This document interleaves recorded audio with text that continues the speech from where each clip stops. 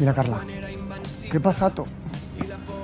Estic passant de les èpoques més merdes de la meva vida, vale? Estic esgotat, m'he quedat sol. No sé què collons... estàs sol. Bueno, doncs em sento així, vale? I a sobre vaig al sofà i em trobo això. O sigui, no entenc res, Carla. Que tu el que volies era no lligar-te res. Ser amics però sense compromís. No sé què fer. Vale, Andrés, ho sento, vale? Però jo he intentat seguir, no sé, el que sentia i de sobte em trobo amb això. Em trobo que vull estar amb tu, que vull estar en aquesta relació i que sento mil coses per tu que no entenc. I que em preocupo profundament per tu. I que vull cuidar-te i que vull que em cuidis. Però si tot això ha de ser un problema per tu, doncs oblida-ho. No, calla i m'escoltes. Jo l'últim que vull és ser un obstacle. Que no, Carla, que la merda, que jo vull estar amb tu.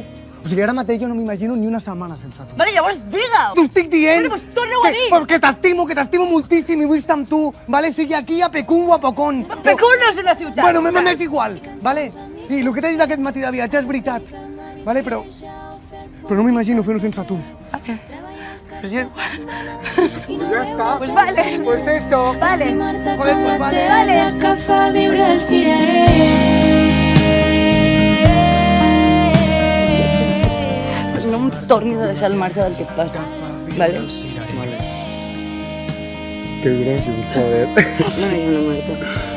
Estimar-te com la terra que fa viure el cirerer.